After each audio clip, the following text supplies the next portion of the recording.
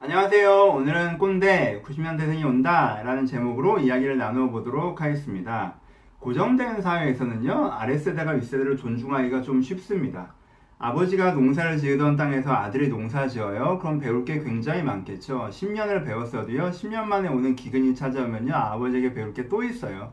그러니 아버지는 자기가 이제까지 가져왔던 노하우를 최대한 축적해서 아들에게 제공하려고 하고요. 아들은 그 노하우, 그 정보가 너무 간절하고 필요한 정보로 배우려고 합니다. 그러니 도제와 같은 관계가 형성되고 당연히 존중이 따라오게 되는 것이죠.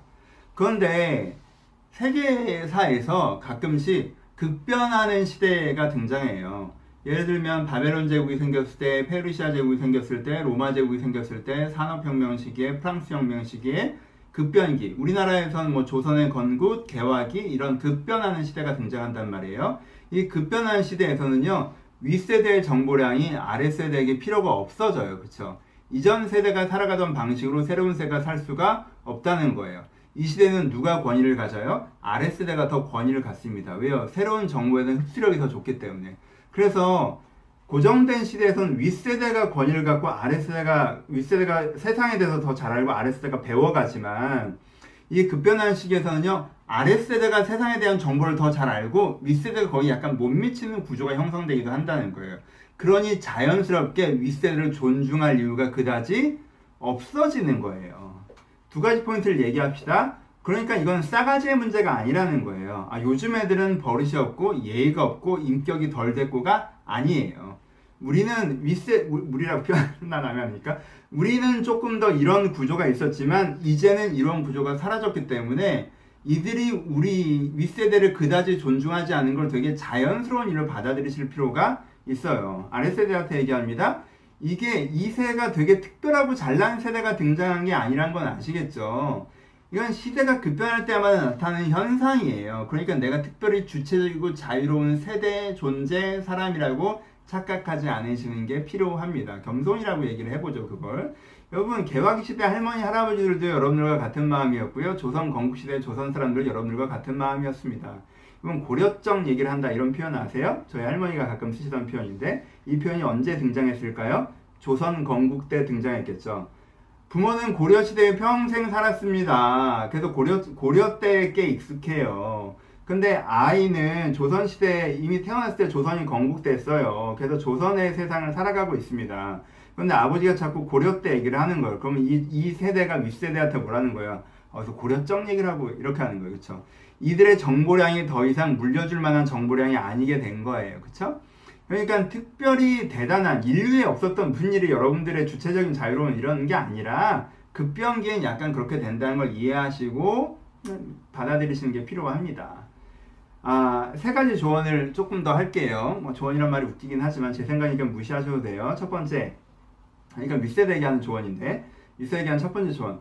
그러니까 내 정보를 그렇게 물려주고 싶어 하지 마세요. 여러분의 정보는 대부분 이미 필요 없는 정보가 되었으니까 내가 신입사원 때 내가 일을 어떻게 했고 젊을 때 회사를 대하면서 내가 어떻게 성실하게 인생을 열심히 내가 타인한테 잘하고 뭐 회식이 어쩌고 대부분 필요 없는 정보가 됐어요. 그러니 굳이 사랑의 마음으로 물려주시려고 하지 않으셔도 됩니다. 그걸 물려주려고 하는 순간 불필요한 정보가 맞는 정보인 줄 아는 어리석은 사람이 되는 것이고 그것을 꼰대라고 표현하기도 하는 거예요.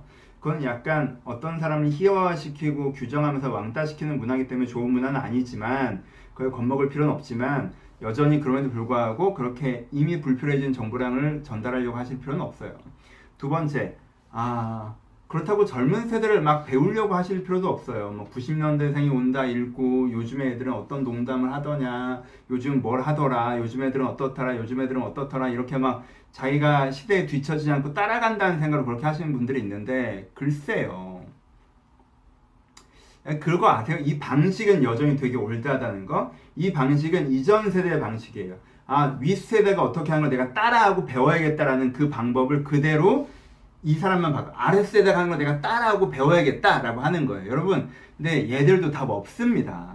얘들 답 없어요. 불안하고 긴장되고 뭘 해도 불안하고 긴장되는 게 요즘 세대의 특징이라고 그러잖아요. 이 친구들도 답 없어요.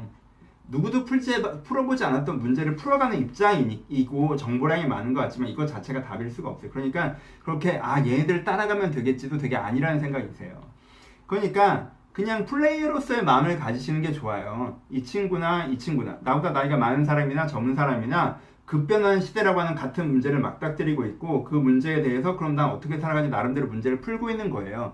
그래서 동등한 선에서 문제를 풀면서 야, 넌 얼만큼 풀었냐? 난 이렇게 좀 풀고 있는데 그렇구나. 넌 그렇게 풀었구나. 너 되게 잘하고 있네. 어떻게 풀고 계세요? 난 이렇게 풀었는데 이렇게 풀고 계세요? 그것도 되게 배울만한데 이건 어떠세요? 이렇게 서로 동등한 입장에서 정보 교환을 하는 태도로 서세요. 그렇게 하는 게 아래나 위나 세대 이런 거 없이 잘 지낼 수 있는 방법이라고 생각합니다. 물론 여전히 자기 정보량을 제공하려고 하는 꼰대들은 제껴지고 세상에 지들이 제일 잘난 줄 아는 어린애들도 제껴지고 이게 상식적인 사람들 사이에서 얘기하는 거예요. 하지만 이 사람들 사이에서 커뮤니케이션이 주류 커뮤니케이션이 될 테니까 내가 플레이어로서의 마음들을 가지고 이렇게 하시는 것들이 필요하다고 생각합니다. 한 가지만 더 부모 세대, 자녀들과 소통하시는 분들, 부모님은 너무 애들에게 가르쳐주고 싶으시죠. 여러분들이 살았던 삶의 지혜를.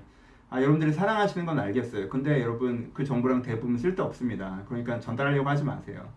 그리고 트렌디하게 아이들이 하는 거 따라하려고도 하지 마시고요. 요즘 시대에 대해서 주체적으로 스스로 고민하세요. 그러면서 부모님이 고민하셨던 그 컨텐츠를 가지고 아이들과 얘기해 보려고 해보세요. 그러면 많은 부분들 자연스럽게 동등한 커뮤니케이션을 하실 수 있는 부분이 많이 있으실 것이라고 생각합니다. 부모님이 그냥 위에서 아래로 이렇게 하란 말이야 라는 꼰대적인 대화를 하든가 아니면 애들을 배우려고 그럼 넌 무슨 생각이 너 어떻게 하려고 하니 라고 하든가 둘 다 아이한테 부담 주는 것이라고 생각하니까요. 뭐 그렇게 그냥 다 제 생각이에요.